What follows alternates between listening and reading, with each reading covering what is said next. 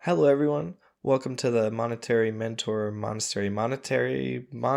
podcast. I know I didn't say that Nailed right. it. Yeah, nailed it. I told you I was going to practice, and I just absolutely didn't. The People need Monetary, authentic things. yeah, the Monetary Mentor Monetary Monastery podcast. That's what I was going for.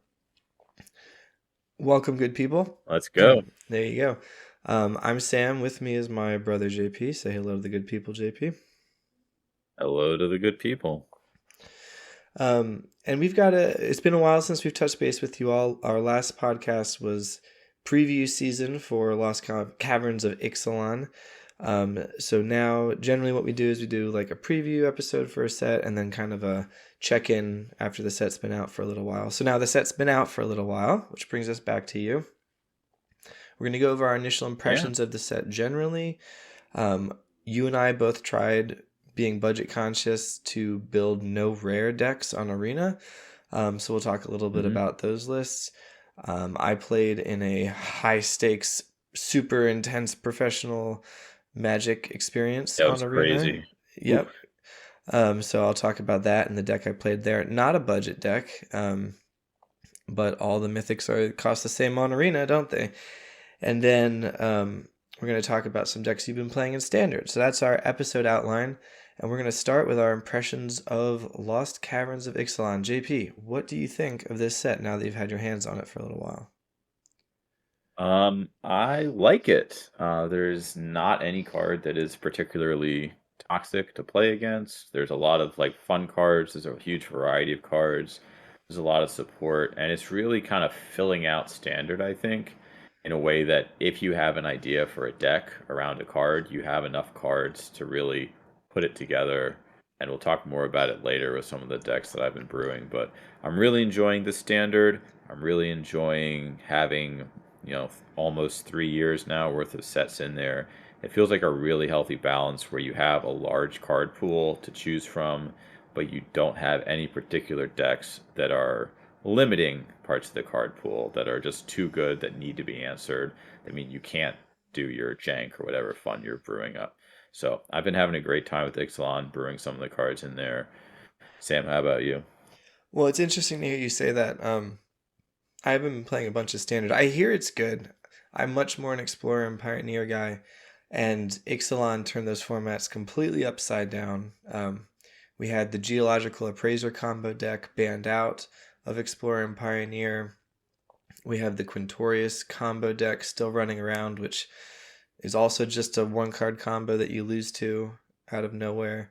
And then the biggest thing now that Appraiser's been banned is the Amalia decks that are running around everywhere. It's I don't know if I would say it needs to be banned because it's still pretty new, and I'm generally anti-reactionary bans, but it is certainly putting a lot of pressure on the metagame and shaping it. Insofar as if your deck doesn't have a plan for dealing with Amalia, your deck is not good. So Yeah. there's often decks like that in formats, but now that is Amalia, for better or for worse.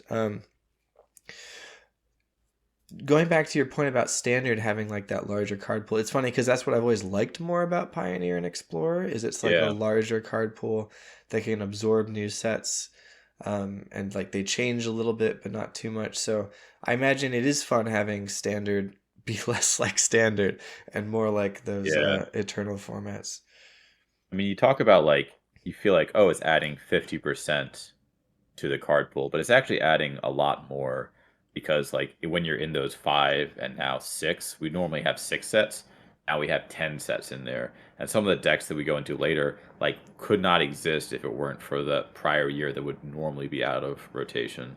So when they print Amalia, when they print Quintorius into standard, there's not that huge backlog catalog of cards that have really unhealthy interactions with them. So that I've seen two Quintoriuses maybe in standard. It feels very fair. Geological Appraiser is just a decent value card in a lot of Rakdos shells. So I got a lot of had a lot of really positive experiences with standard. Fantastic. And we'll get into more of those specific experiences at the end of this podcast. The first thing we're going to touch on is a challenge. I don't think we told the listeners about it, but you and I talked about it and decided for this set we were going to try and build no rare decks that use Yeah. no rares. focused on like a key Lost Caverns of Ixalan card. Um, Yeah. so I'll go first and just introduce mine briefly, and then we'll talk about whether they're any good and our experiences playing with them. So I wanted to build a deck that was focused around Saheeli's Lattice, which is a 2 mana red artifact. When it enters the battlefield, you may discard a card. If you do, draw 2 cards, and then you can craft with one or more dinosaurs for 5 mana, which transforms it into an X4 dinosaur artifact creature, where that power is equal to the total power of the exiled cards used to craft it.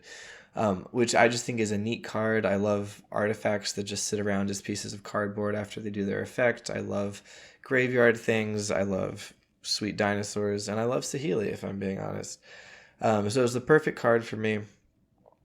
I put it in what I imagine is your stock no rares dinosaur list. The cool interaction with Lattice is when you flip it, it exiles it and it returns to play as a dinosaur with huge power, which plays very nicely with belligerent Yearling, which is a 2 mana dinosaur. It's a 3/2 with trample, and whenever another dinosaur, which the Lattice turns into, enters the battlefield, you may have the Yearling's base power become equal to that creature's power.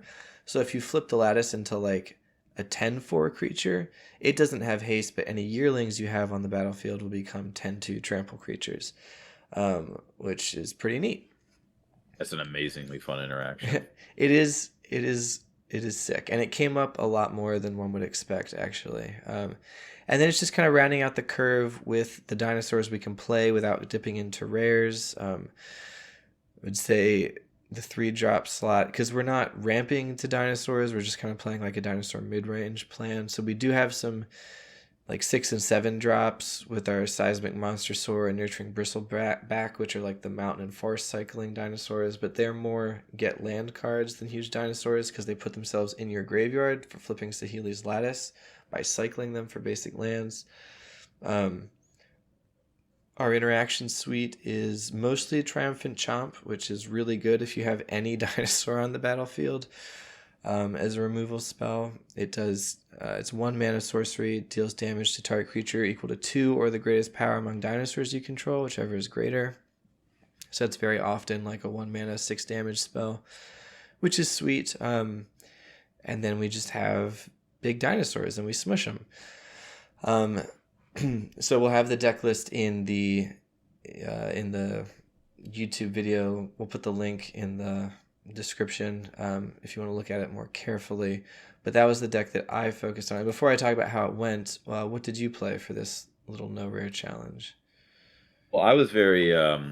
I found Cutsil, the Malamet Exemplar, very interesting. Yeah. To me, it's like a 3 mana in Selesnya legendary cat warrior. Your opponents can't cast spells during your turn.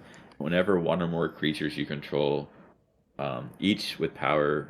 Whenever one or more creatures you control, each with power greater than its base power, deals combat damage to a player, draw a card.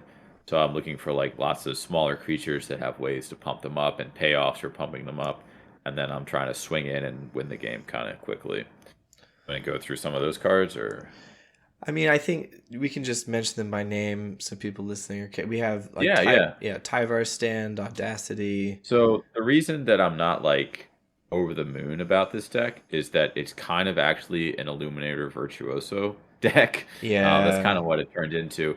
Where I was thinking it would be like Cutsil would be the game winner. It's actually Illuminator Virtuoso, but Illuminator plays really well with.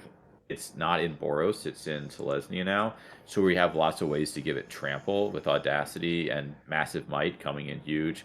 And we also have some good protection spells like Tyvar's Stand. It's going to be better than your normal white protection spells because you do have that option to just use it to buff them up. Double Strike synergizes extremely well with Cutsil because you'll actually get 2 triggers from a Double Striker swinging in. Mm-hmm. I didn't have Twin Blade Geist. I had a different Double Striker, but there's actually a lot of really interesting graveyards interactions because Virtuoso has Connive.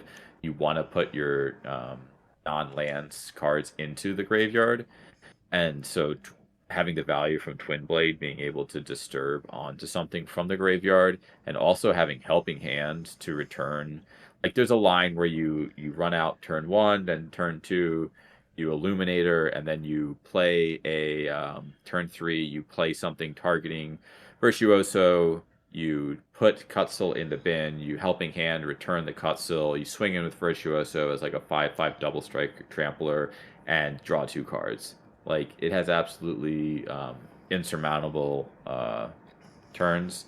It has enough creatures to really get through some spot removal. You're trying to threaten the win before the board wipes come out.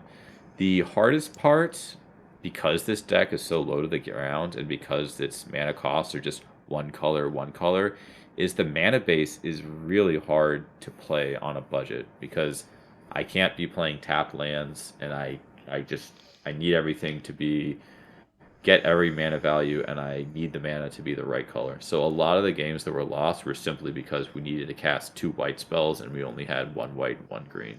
Right. Yeah, So no, that makes sense. yeah, so that was the hardest part. But I do think this deck is pretty good. A lot of really cool cheeky house mouse wins with the squeak by. But that coupled with trample and double strike is like okay, yeah, bye. Yeah. No, and this is a good lesson for budget deck building in general. Is you want a plan to execute. Illuminator Virtuoso is a strong plan to execute a deck around. Yeah. Um, so it sounds like your testing with this deck went pretty well. My experience with the Dinosaurs deck, on the other hand, of how not to build a budget deck, is this is like a bad version of Red Green Dinosaurs, which isn't even necessarily a great deck. Like it's a sweet version because the lattice lines are pretty cool. Yeah. Um, it was not uncommon to flip it, and it was not uncommon to flip it into like an 18-4 creature. Um, did that win me games? Not always, not often even. Yeah. But it was cool. But so my experience playing this, when I played this on the ranked ladder, it got smoked by every meta deck essentially because you're playing like a pretty slow. It's essentially a mid-range deck without any real haymakers in it. It can grind Yeah. nicely, but it's just not doing anything particularly special. And then I don't play in like the play queue very often, but I actually realized like if you're just trying to have fun on Arena, maybe play in the play queue. um, Yeah. because it will notice that you're playing a less good deck and pair you against other less good decks, which I enjoyed a lot more. And against those, this fared fairly well. What was particularly aggravating about that experience in this case was that a lot of those other less good decks I played against were other casual red green dinosaur decks that people were playing, but they were just playing better cards than me. Right? They had Bonehorde Dracosaur and Trumpeting Carnosaur and those Those like cheaters. those haymakers that this deck is just lacking. And it's like Yeah. we're doing something else which is cool with the lattice, but this deck would be a lot better. Like you mentioned that your deck would be a lot better with those lands. This deck would be a lot better with like the actual good dinosaurs. Yeah, it's funny Um, how that works. It's almost yeah, like yeah, they're like, yeah. pay to Out, win game. out to get us. Um, Yeah. so I don't know if I necessarily recommend this deck to people. It's fun. It costs no rare wild cards. But if your uncommon and common wild cards are in any way valuable to you, I'm not sure I would recommend this one. But I did see Lattice do enough that if you were playing it in a strong dinosaurs deck, I actually do kind of still believe in the card was my main takeaway. Um, but cool. I will drop both of those links in the description. And we can move on to how I've been spending most of my Magic time recently, which has been preparing for the Explorer play-in event. I mentioned that I'm more of an Explorer player, and I brew up a lot of wild decks, and I enjoy that, but I haven't really made many runs at competitive Magic in my time. I'm addicted to Saheeli's Lattice, not uh, standing on the ranked ladder, which Yeah, is yeah. which is why I don't get to Mythic every season. But there was this Explorer event coming up where it was a weekend tournament this past weekend where you needed to do something to get invited to the tournament. So the tournament, like the play-in event, is Saturday and Sunday. If you find a way into the event on Saturday, you play Saturday, and if you do well, you advance to Sunday, and if you do well, you win money and fame and fortune and glory for all time. But I just wanted to be allowed into the tournament. I wasn't super focused on how well I did in the tournament per se, but there was on the Friday before the tournament, there was a best of three like qualifier thing. You could pay like 20,000 gold on Arena, and if you got 4 wins in a row after entering the event, you got a token to enter the tournament the next day on Saturday. So my goal was to give a good run at that Friday thing. If I can get 2 or 3 wins, I'd be very excited.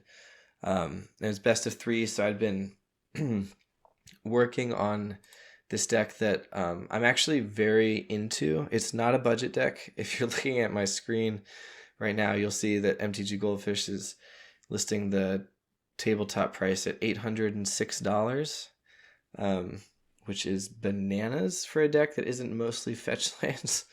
Yeah. But half of that is a playset of Shoulder the Apocalypse, and I'm playing this on Arena, and that's just 4 Mythic Wildcards, baby. Easy, baby. Exactly. Which I will state for the listeners, I do not own those in paper. So this is my Arena deck. But what it is, weirdly enough, just to like rant about how great this deck is, it's almost Esper Legends from Standard, which is just a wildly effective mid-range deck. Like, they just print such good cards these days. So it's Skrelv Defector Might, Rona Herald of Invasion, Thalia, Guardian of Thraben, Lord Skitter, Rafine, Airtie, and Shieldred is like your core. And then it's playing 28 lands, which lets you run 3 Iganjo as a removal spell, 4 Otawara as a removal spell, and 4 Takenuma as a value card. It lets you run 2 Mox Ambers, which isn't a standard card, but to boost up your mana. And your 3-color mana base is a little hard in Pioneer, but you get to run 4 Plaza of Heroes because everything's legendary. The spice here is that you're pretending to be a Greasefang deck. So I want to credit Law 11 with this, who is in some discords that I participate in, and he'd been talking about an Orzhov Greasefang deck he'd been playing. I think he finished 5th in a Pioneer Challenge with it. So he was putting up really good results with this Orzhov Greasefang deck that was only running 1 Sky Sovereign and 4 Reckoner Bankbusters. Those were the only vehicles in the deck. But it was playing the full playset of Greasefang. And I looked at the list and I was like, please explain what on earth you were doing. Like, Reckoner Bankbuster is good, but it is not play 4 Greasefang to recur it for 1 turn good, right? That's just it's not how the card works. And he said, well, I just sideboard out the Greasefangs every game, like games 2 and 3. Because it's a 3-mana 4/3. And then the equity it buys you in games 2 and 3 of them thinking they have to care about Greasefang, or in game 1 where they thought sees you and they see Greasefang and Shieldred and they take the Greasefang instead of the Shieldred, or you have them both in play and they kill the Greasefang instead of the Shieldred. He was playing like really a white-black mid-range deck with just Greasefang as like a distraction and having a lot of success with that. So Greasefang fit really nicely into my Esper Legends deck, with 2 Sky Sovereign, Console Flagship, which is a perfectly reasonable card without Greasefang. But if you happen to live the dream of like turn 2 Rona, turn 3 tap Rona, discard Sky Sovereign, play Greasefang, untap Rona, go to combat, Sky Sovereign comes back, crew it, attack, you get to tap Rona again for another draw discard.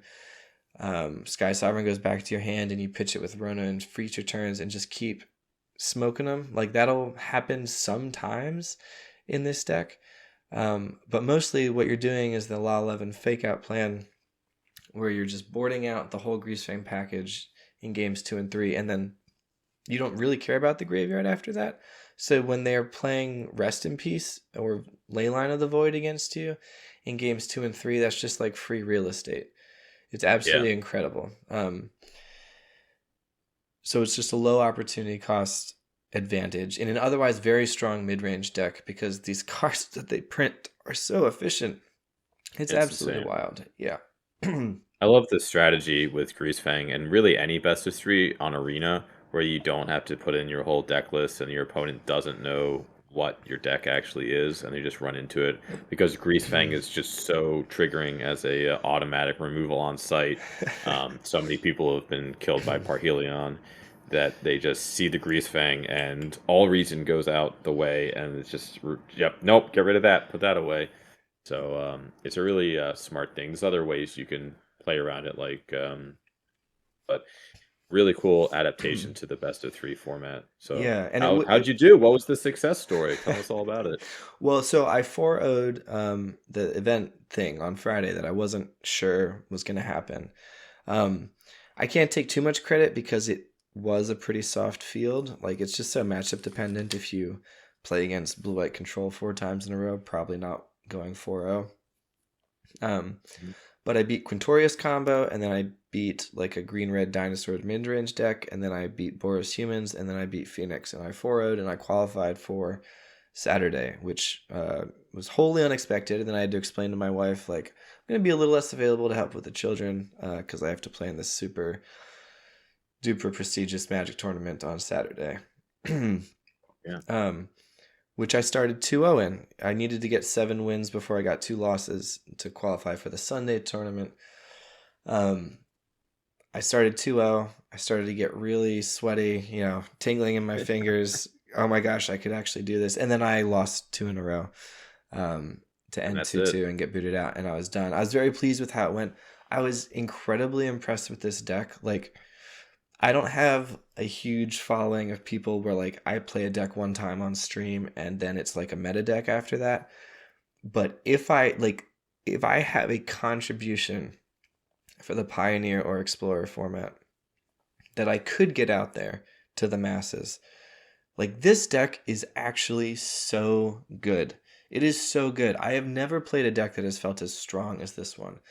Um, your matchups in this meta against Phoenix and Rakdos midrange are borderline unlosable.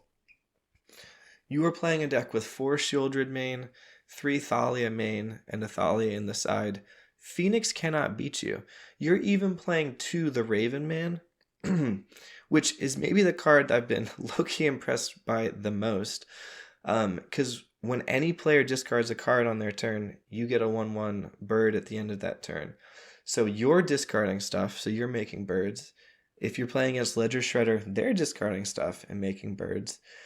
You have Lord Skitter, 2 in the main, 1 in the side, so you're attacking their graveyard and exiling phoenixes. You have Rafine, which blocks really well against phoenixes. Like, I think this is actually like an 80% matchup against Is It Phoenix, which is awesome because that deck is everywhere. It was one of the one of the matchups I was praying to see. Like, just please give me Phoenix.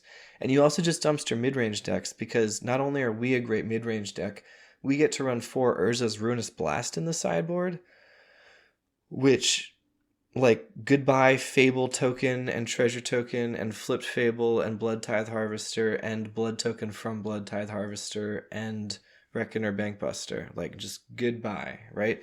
If they have a Shieldred, that can be kind of hard to remove, but in those matchups, you just save your Air Ties and your Otawaras for it and you prepare for it and you deal with it. But otherwise, no mid-range deck is beating Urza's Ruinous Blast. Yeah, it's a nice piece of tech right there. Just given that you're running so many legendaries, Yeah, it's a one-sided board wipe. And I at least a three-quarter sided board wipe. exactly. Um, the matchups I didn't like as much were blue-white control because you have game against it because you are playing Thalia, you are playing some Redanes in the side, you are playing Skrelv to protect your threats, and Rafine which is a hard to interact with threat, but control just beats mid range in the rock paper scissors of Magic the Gathering. So it's like very much a coin flip matchup that feels kind of hard. Um, it's felt about 50-50, but I also just don't know if I'm good in playing into blue white control, so I was hoping to dodge it. That is the deck that ended up being my second loss, and my first loss on Saturday was to Amalia, which I think is another reasonable matchup. I ended up losing, but the play I'm losing sleepover, I just like misplayed in game three on like turn 17. It was such a long game. They ended the game with 6 cards in their deck. Um, and I had a turn where I had an air tie in my hand to kill something and an Otawara in my hand to bounce something, and I picked the wrong targets for each one. Like I bounced the thing I should have killed, and I killed the thing I should have bounced. Um, which meant that they could later just dump little creatures onto the board because I was low on life, and I like Yeah. died at exact lethal because they had like 1/1 that they had 3 attackers that were 1/1s, and I was at 1 life and I only had 2 blockers. And it was because I forgot that if I had bounced the disturbed creature, whatever the like Luminarch thing is, Yeah. that came back as disturbed. I thought if I bounced it, it'd go back to their hand and they'd be able to play it again. But it has that clause, like if it would leave the Yeah. battlefield, it's exiled. I thought it was if it would Yeah. die, it's exiled. So I didn't want to. So I was like, well, if I kill it, it's gone. So I bounced their Amalia and killed that, but I could have gotten rid of both of them forever if I remembered bouncing it would make it go away forever, which was pretty annoying to realize. Later. But this is why we play and this is why we improve, and I won't make that mistake again. But this deck has just been really hot for me, and it's fun to play. The Greasefang Juke is fun, and just like the power, the games where you like turn 1 Scrove, turn 2 Thalia, turn 3 Rafine, turn 4 Shieldred, I don't think any reasonable fair deck can beat that. Like in Yeah, Magic the Gathering. it's an insane curve out. It's And in it's standard in too. standard. I know it's in standard. Yeah. That's what melts my brain off about this. But getting to run so many of the Kamigawa channel lands is awesome. You have great mana because you're running 28 lands, but the deck works really well on 4 lands. So you hold those channel lands later in the game. They're just spells that are pretty effective, usually for 1 mana if you have a couple legends in play. It's been a really sweet deck. So I was happy with the deck. I was happy with largely with my play going through the Friday thing and the Saturday thing. So look for me returning with this Greasy Legends deck to a high level arena tournament near you in the near future. DC Legends, I like that. I like that. Because I'll be running it back. Awesome. What a fun Last, experience. yeah, it was, and I would encourage because you can get into. I was talking about I was trying to find a way into that Saturday event. So I qualified by going 4-0. I was new to kind of exploring this space, and you can also get there by having 20 of these points that you can accrue by playing in events. They're just like you pay your 5,000 gold to enter at any time. I think I might try that route next time because that seems a little easier than lucking into the 4-0 the night Yeah, before. it seems really tricky just to, even if you have like feel like you have an 80, 70-80% win range, which is insane to even, be that kind of player, but you're still relying on a lot of luck, and the game relies on a lot of luck. Yeah, So it's a hard path. exactly. But if you haven't checked out these events and their structure, they do different. Like this was an Explorer one. They do them for different sealed and draft formats. They do them for historic or alchemy or standard. I'll definitely be keeping my eye out for them in the future because they were super fun.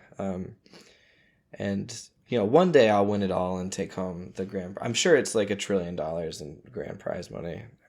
I don't Yeah, know. and I think like it probably have like 30 or 40 people listen to your podcast. I think that's one of the upsides. It's guaranteed. Yeah, Huge, exactly. huge exposure. Exactly.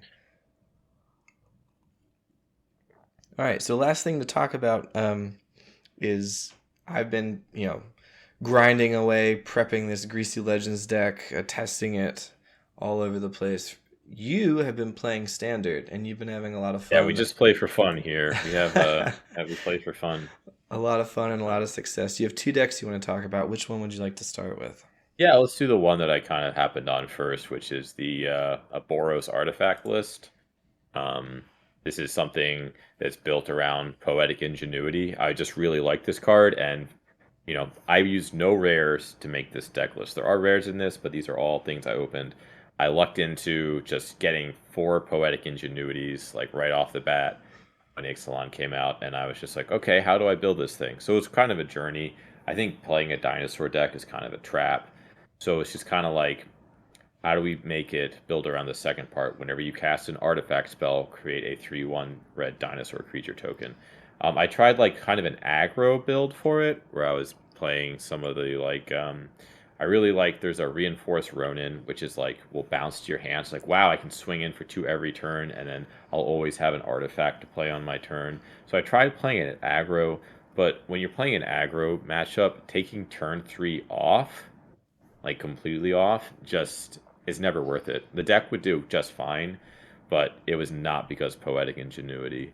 Right. So I And just and the kind of card you're talking about, Poetic Ingenuity, you read the second half of it, but it's a 3 mana enchantment yeah. that All whenever right. one or more dinosaurs you control attack, you create that many treasure tokens, and whenever you cast an artifact spell, you create a 3/1 red dinosaur creature token only once per turn. So that's the turn 3 taking That off you were talking is, about. yeah, It's you're just taking it off. You don't have a dinosaur to attack with. You're just playing it, and the normal player on the other side of the table is just kind of like saying, "What? Like, okay, like, I guess you can play that card." I have not seen this card at all, by the way. I've played a lot of standard. I have not seen a single poetic ingenuity. Um, so this is the deck that I ended up with, and it also uses Thousand Moon Smithy as like the other build around. So it has Poetic Ingenuity, which can make a lot of dinosaurs. Thousand Moon Smithy, which actually works really well with this because you're dropping a ton of little artifacts that stay on the battlefield. You have Dusk Rose Reliquary, which can trigger off of Experimental Synthesizer used for as a sacrifice. It can trigger off Urabrask forward tokens after you've attacked with them. It can trigger off of treasures that you make. It's a great removal spell. It also has Glass Casket, which is kind of like the lesser of all the removal spells, but it's still good, especially if you're getting value with Poetic Ingenuity and you can tap it for Thousand Moon Smithy to flip that. And then it has Spring Loaded Saw Blades as a removal spell that deals 5 damage to target tapped creature and opponent controls. They swing in with you, you drop this sucker down, it kills most everything. It also has the benefit of being able to play at flash speed, so you can get 2 dinosaurs per turn with Poetic Ingenuity. That's really nice. They do not see that play coming. You get a 3/1 blocker, you kill something. It mhm. leads to a lot of blowouts. The other win con on here is Dragon Spark Reactor. It interacts with so many cards extremely well. Some of the funnest things you'll do is you'll swing with like 2 dinosaurs with Poetic Ingenuity out. You'll get 2 triggers of Dragon Spark Reactor and then be able to use those treasures to pay the cost to like take out blockers before they get through and deal damage to the face. Um, it's a lot of fun. There's some artifacts for ramp, treasure map. When treasure map flips, you get 3 treasure tokens, which interacts well with Dragon Spark Reactor. Um, it uses Mishra's research deck and experimental synthesizer to really keep like the advantage going. You hardly ever run out of gas. I've played like long games against control decks, and really just been totally fine recurring research decks, activating Thousand Moon Smithy. It's really a resilient deck against control. It has answers to a lot of aggro, and it can outgrind mid range. So I think this deck is fairly decent. I don't think it's tier one by any stretch, but I was definitely over a 50% win rate on the ranked ladder, but not much over. So it's a lot of fun. And that's what I'll say. Like my the Selesnya list that I talked about earlier is kind of fun. Like Mhm. it's uncommons. Play it. I mean, play 5 games, get a really nasty X-proof 10/10, trampler with double strike. Have your fun, and then you're going to be done with the deck. I played this deck hundreds of times. Like as all I wanted to do.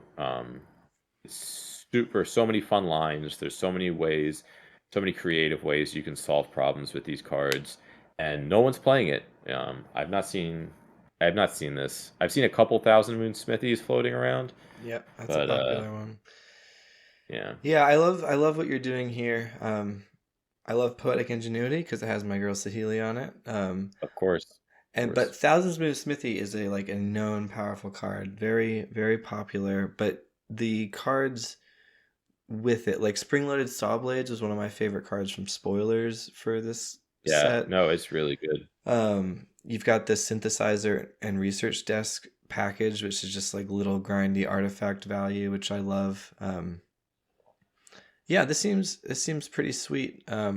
And this is like a best of one list. So you talking about it doing well against aggro and mid range and control, like that feels like what you want out of a 60 card arena best of one Yeah, yeah. deck. There's no matchup that I'm like, oh shoot, like I like this into everything, especially like there's versatile removal with Duskro's Reliquary. There can hit the small creatures on the ground with Glass Cassets and your Saw Blades. Some deck you just kind of play it fast, or you play it slow, and Urabrask forwards can single-handedly win games against control if they don't have the right removal. Sure Um, can. That card's a little wild. yeah, when if they don't have an answer, it's phenomenal. Unfortunately, the tokens are not artifacts. Otherwise, it'd probably be a 4 of in the deck. But no, Yeah, it's I've been a burned on good that one artifact. before. I've like excitedly pitched it to people as like, "What about this for your artifact deck?" And they're like, "Oh, the tokens aren't Well, artifacts." it is an artifact. It is. It is. Yeah. No, But I really enjoy this deck a lot. If you have most of these rares, and there's not that many of them, it's Poetic Ingenuity, Thousand Moon Smithy. I think you could run this deck without Forge. I think you could run this deck without Sunfall, probably without Iron Crag. But just like the core of all these cards hmm is really strong. So if you have Ingenuity and Thousand Moon Smithy, they both play really well with all these 1 and 2 drop uncommon artifacts. I think that's the way to play them. I don't. You said no. Thousand Moon Smithy is a known powerful card. I don't. I don't think if it's doesn't see much play in standard. No, no, no. It's not a meta card. It is one Yeah, of those cards that, yeah, like, when people are like, "What sweet cards do you want to see brews around?" It's like yeah, always at the yeah. top I've of the seen a lot of list. people. People have tried to brew it. I think my list is better than all of theirs. Just because, I mean, this is what it's trying to do. Like, it has value. You create huge things. You have huge artifacts on the table that people aren't interacting with. I mean, these are some big tokens, and you can flip it really easily, tapping all these artifacts that are just sitting on the board for value.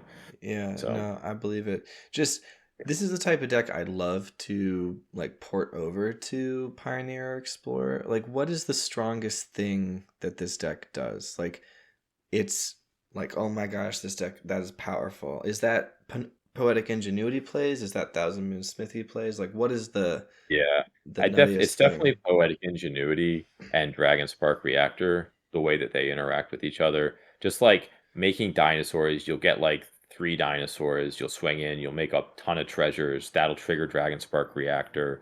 Like, Dragon Spark Reactor can do like 13, 14 damage pretty easily. And you can just chuck that to the face. You can use it to like whenever someone reanimates or hard casts Atraxa, I'm not sweating at all with this deck. I have Duskclose Reliquary and I have the Dragon Spark Reactor, and it's so easy to get Dragon or Spark Reactor up to 7 and just Mhm. kill it right on spot. So you just remove that, swing in with more dinosaurs. Um, just a really and Treasure Map is low key still a really good card, especially in this deck list.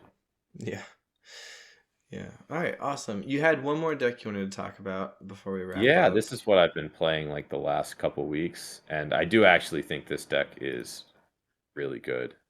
This is a deck that took a long time to get to, and this is strictly because I happened to open for Titania, Voice of Gaia's.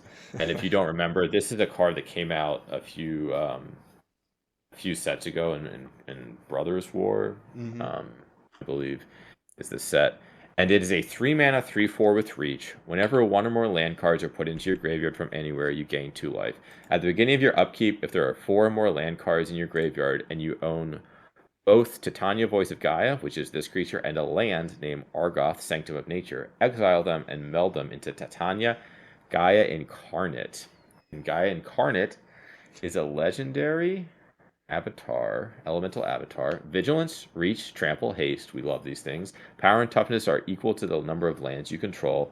When it enters the battlefield, return all land cards to your graveyard from your graveyard to the battlefield tapped. and also has an activated ability for 4 mana. Put 4+1/+1 counters on target land you control. It becomes a 0/0 elemental creature token with haste. It's still a land. So when this card came out, I saw a lot. I was really excited for it, along with the other two meld cards, and I saw a lot of people try and brew it, and it was not good. Like sometimes it worked, but it's just way too inconsistent. This list right here, I meld Titania and win so much, like all day, every day. I've never seen anyone else do it successfully in my live arena action, and it's just like a every other game. You're melding them, you're swinging in, you're destroying people. There's a lot of cards here that I kind of want to talk about that make that happen. We're not playing self mill specifically. A lot of the deck lists people were trying, and I tried when I started off, was finding colors that were just 2 mana mill 4. Like, oh, that's great. No, it's pretty bad for this list. What we're doing is we're really abusing, and this is what I'm talking about. Standard having these new Capenna lands, Broker's Hideout and Cabaret Courtyard. The ETB sack themselves, gain a life, and search for a basic. Mm-hmm. So you can just have Titania out, chuck one of these down, and gain 3 life off your land drop. It's really good against aggro. Like, it just completely ruins them. Your land drops are lightning bolts, basically.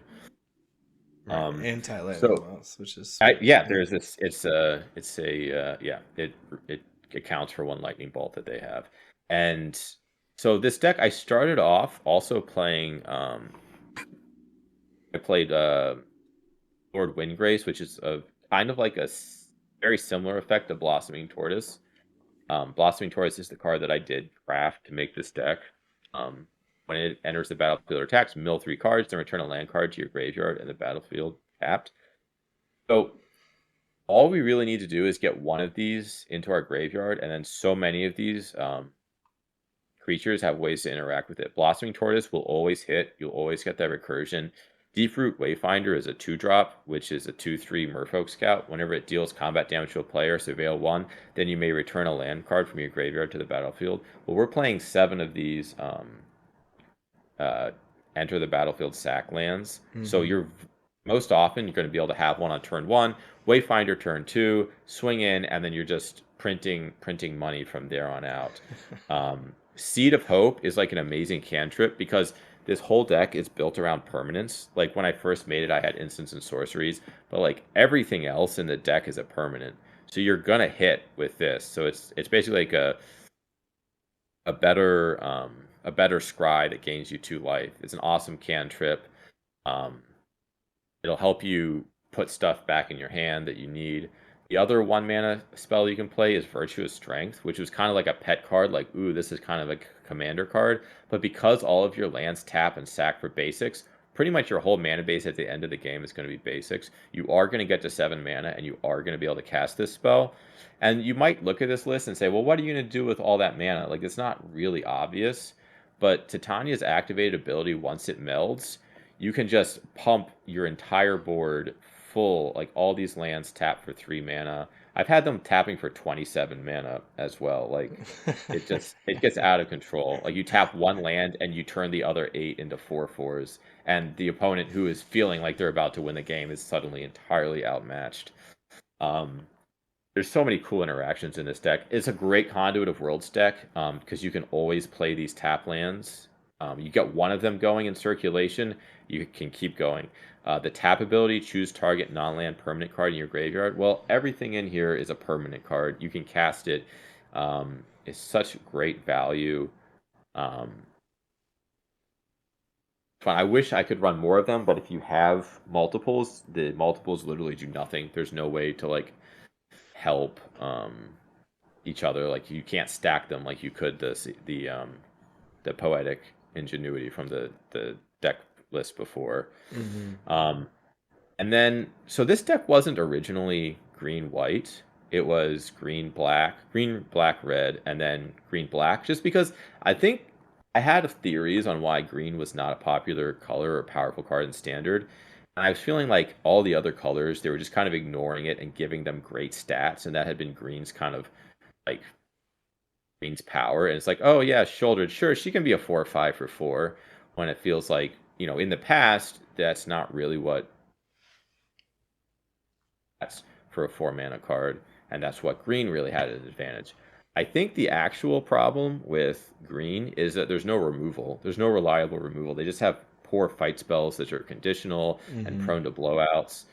So I tried black as a removal spell. I had Virtue of Persistence, but I was just realizing I was just playing it for removal, and there was only one Duke of Penna land that taps for forest or swamp. So I started branching out, and I came across white, and you can see there's only three white cards here. Um, Ossification, Elish Norn, and the Eternal Wanderer had so many amazing interactions with this deck. We haven't talked about Nisa, Resurgent Animus. That's a card that made its way into the deck list later on as a 3 of. It started as a 1 of, and it slowly, as I realized how strong it was, this can tutor up your Titania, basically, because you tap in, you throw in one of these tap lands, and then you'll trigger it twice. So you add 2 mana of any color, which will help you ramp, play out your removal, whatever. And you also get an elf or elemental card into your hand. um, the card that I'm kind of back and forth on is the Llanowar Loam Speaker, which is like a 2 mana, 1/3 mana dork. And it's an elf, so you can get it with this, so you don't get completely flooded. Because I'd end up with like 3 Nisas and 3 Titanias in my hand if I ever got the triggers back and forth. Because you get this trigger every turn. I wanted to get like a Loam Speaker in there, and I think it works in the deck, but I'm kind of willing to negotiate on it. But Elish Norn interacts with that. If you throw one of these tap lands down with a Nissa on the battlefield and an Elish Norn, you're going to get 4 mana, which means you can basically play a Blossoming Tortoise, get the Blossoming Tortoise trigger twice, get 2 tap lands on, so your Blossoming Tortoise actually puts you up 4 mana if you have those two on the battlefield. Um, and you can recur with Conduit Worlds, and so you can like play a couple Blossoming Tortoises, get 8 mana, toss your Virtue of Strength down, still have 6 mana available, play a Nissa, play Eternal Wanderer. It's some insane things you can do, and it really, really hits home. Like you feel like you're playing Commander because some of the things you do are just completely over the top, and it's just such a fun deck, and I think it's really good. Like I think this matches up with a meta well. Elish Norn is just an insane answer to so many things in the format, and you can recur it with Conduit of Worlds. You can all of these things are creatures, so when you do ramp out to Nissa at 7, you can just swing in and crush them, and all your lands can be forests. Um, so I've had so much fun with this deck. I would absolutely, if you have a lot of these cards, recommend brewing it. Meld Titania. It's so much fun. And here you go. This is my gift to the world. This is such a fun deck to play. No, I love that. So you were talking about no one having success melding Titania. I don't know if we ever talked about this. I've had some success melding Titania in my past. Some success. Some Some success. Okay. success, yes. Because I'm a Slogurk truther. Oh, okay. And I have tried so hard to make that card work. And so much of what you were saying about this deck rang true. Like, I had a blue green Titania Slogurk, um, like pseudo legendary running the Otawaras and the Besejus and looping those lands for value type deck. But like you mentioned, the weakness of green is just the removal available. Like the problem with Slogurk is that blue green doesn't have any removal, so you need a third color. And Yeah. the third color is always hard to add. And you really want to add white and black to the deck to get Yeah. access, because Takanuma is like the best card to play with Slogurk.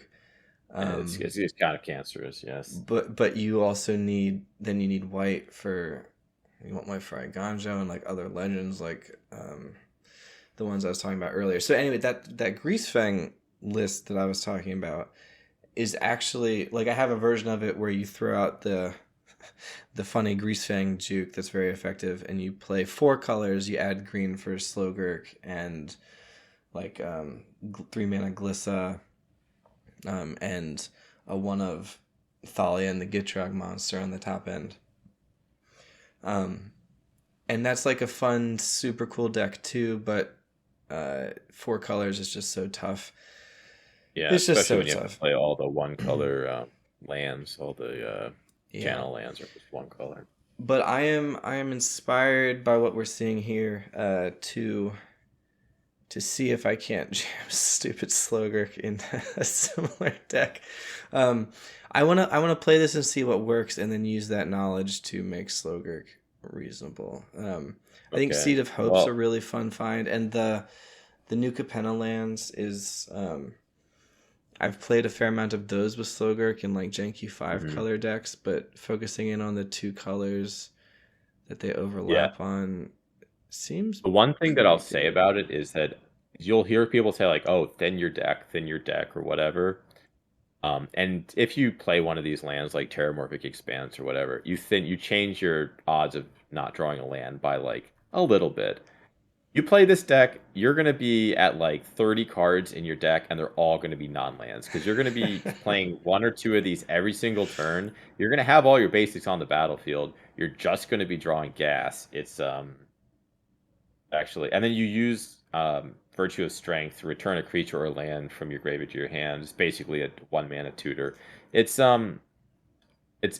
really like this deck, and maybe someone out there who has a lot of these cards who's willing to give it a try. Take it out there in the wild, see some of the crazy things you can do. I will try. I will take it out in the Yeah. wild and see where we end up, because it seems sweet. So thanks for sharing. I Of course. promise I'll share a version with you later, probably offline, that has Slogurk in here somewhere. All that's right. that's my promise to If you. you want to make it worse, then Yeah, I'm yeah, here for it. exactly. Look, you're Yeah. already playing Broker's Hideout, so blue's just easy peasy. It's just right there around the corner. Fits right in there. We will be doing a podcast soonish about the new cards coming out in Murders at Karlov Manor. Some really interesting stuff there. So that's a teaser for the next podcast. But there is a Selesnya 4 mana ossification that also ramps you. Um, so that's gonna might be replacing my Llanowar Loam speakers. We'll see. But I'm really excited for that card just to try that out with an Elish Norn ramp package. Gives me more removal spell. Awesome, So, awesome. Well, cool. Yeah, and on that note, the man is right. We will be back with a preview episode for Murders at Markov. Not Markov. Yes, Markov. No, Karlov? Karlov. Yeah, yeah. Murders. The Murders set. It's a Um, clue set, guys. We've made it. which I am pretty excited about some of the cards we've seen so far. So we'll be back to talk about all those and all other things Budget Magic in a couple of weeks, so stay tuned, and thanks for listening. We will see you next time. And that does it.